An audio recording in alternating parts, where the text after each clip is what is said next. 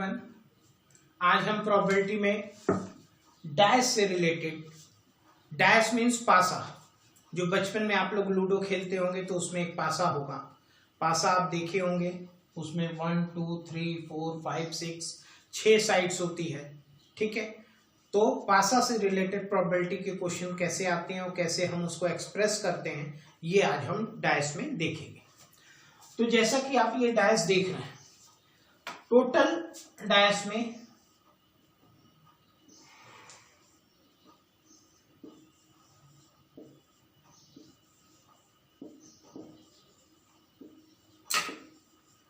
Six side होती है।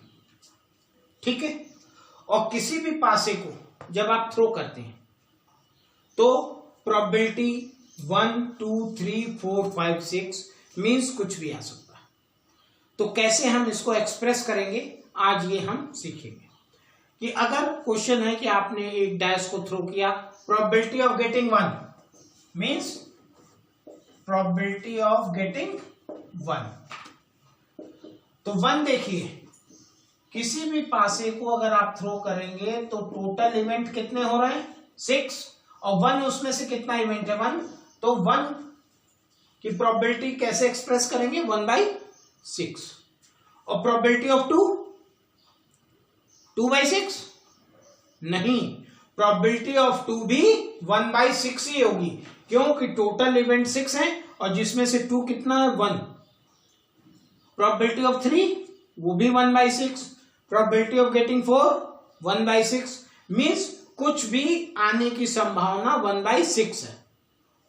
लेकिन इसमें एक क्वेश्चन ये देखिए, probability of getting odd number means एक डैश को आपने थ्रो किया और probability of getting odd number. Odd number क्या है इसमें, ऑड नंबर क्या होता मालूम है सबको, even odd number. Odd means जो 2 से डिविजिबल ना हो। तो 2 से डिविजिबल ना होने वाले 1 3 5 3 है, तो probability of getting odd number 3/6। Total event 6 है और ऑड नंबर 1 3 5 3। अब इसी तरह देखिए, प्रोबेबिलिटी ऑफ गेटिंग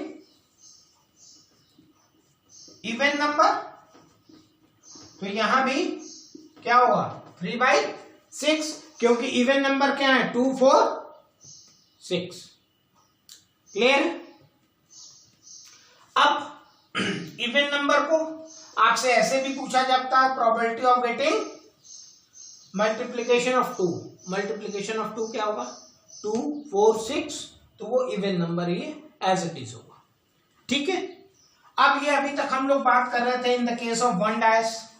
अगर 2 डैश के बारे में अगर आपको प्रोबेबिलिटी एक्सप्रेस करनी हो, 2 डैश, लीडो में तो एक ही डैश होता है, लेकिन आपको याद होगा कि बिजनेस एक गेम होता है जिसमें हम लोग 2 डैश का यूज करते हैं। तो देखिए next, in the case of 2 dash, देखिए जब भी हम 2 डैश को करेंगे, 1 डैश में कितने 6 हैं, तो 2 डैश में टोटल इवेंट कितने हो जाएंगे 36। अब इसको देखिए हम कैसे एक्सप्रेस करते हैं।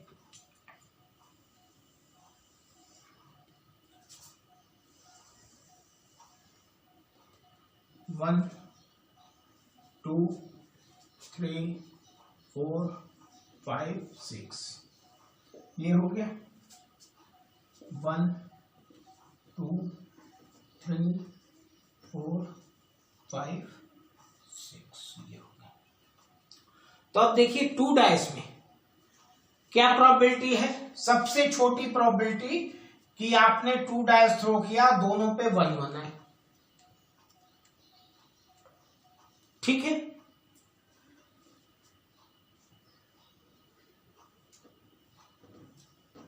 1 1 3 4 5 6 ऐसे इजीली आप लिख सकते हैं। 2 1 3 1 4 1 5 1 6 1, या 1 2 2 2 3 3 3 2 होगा, 3 4। देखिए इसको आसानी से लिखने के लिए आप सबसे पहले 1 2 3 4 5 6 लिख लीजिए और इधर वाला 2 2 2 2। आप रेंडमली देखिए फिर 1 2 3 4 5 6, फिर 3 3 3 3 3 और 3। इसको एकदम पैरेलल लिखेंगे तो ज्यादा सही होगा, 6 3। फिर देखिए 1 4 2 4 3 4 4 4 5 4 और 6 4। फिर 1 5 2 5 3 5 4 5 5 5 और 6 5। और लास्ट रो 1 6 2 6 3 6 4 6 5 6 और 6 6। देखिए ये इतने चार्ट हैं, ऊपर से नीचे तक आपको समझना है कि जब भी आप 2 डैश थ्रो करेंगे प्रोबेबिलिटी है कि 1 1 आए। सबसे छोटा या हाईएस्ट प्रोबेबिलिटी क्या है? 6 और 6 12 है। मींस कि आप ये समझिए कि जब भी आप 2 डैश का थ्रो करते हैं तो स्मॉलेस्ट जो टोटल है वो 2 आएगा, 3 भी आ सकता, 4 5 6 7 8 9 10 11 और 12। हाईएस्ट क्या आएगा? 12।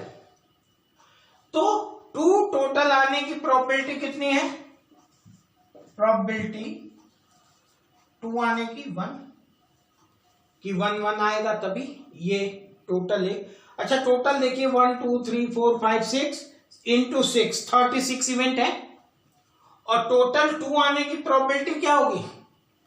1/36। और 3 आने की 2 1 या 1 2। देखिए इसको ऐसे ऐसे आप समझिए कि 3 आने की प्रोबेबिलिटी तो ही है 2/36, और 4 आने की 3 1 आए 2 2 आए या 3 1 आए, मीन्स 3/36। 5 आने की, यहां से देखिए 5, 4 1 आए 2 3 आए 3 2 आए 1 4 आए, 4/36। 6 टोटल आने की प्रोबेबिलिटी ये देखिए 5 1 या 4 2 या 3 3 2 4 1 5, ये हो गया। 7 आने की प्रोबेबिलिटी 6 1 5 2 4 3, ये 6 आने की, ये 7 आने की प्रोबेबिलिटी 6/36। और 8 आने की फिर ये 5/36। 9 आने की देखिए 6 3 9 5 4 9 4 5 9 3 6 9, तो 4/36। 10 आने की ये देखिए 6 4 5 5 6 4 3/36। और 11 आने के लिए 6 5 या 5 6 2/36। और 12 आने की 1/36, क्योंकि दोनों पे 1 1 आना, दोनों पे 6 6 आना, ये एक ही इवेंट होगा। क्लियर? तो ये इस तरह से आपको प्रोबेबिलिटी 2 डैश के केस में समझना है। और देखिए कभी कभी आपसे पूछता है कि 2 dice thrown probability of getting 7, तो देखिए 7 आने की प्रोबेबिलिटी क्या है? 6/36, क्योंकि आपको मालूम है कि 7 6 1 हो सकता, 5 2 हो सकता, 4 3, आपको ऐसे बना के समझना पड़ेगा। अभी 1 डैश और 2 डैश के केस में आप समझिए, 3 डैश के केस में जब हम चलेंगे तो हम आपको बर्नौली थ्योरम या फिर मल्टीप्लिकेशन थ्योरम से भी ये आप समझ सकते हैं।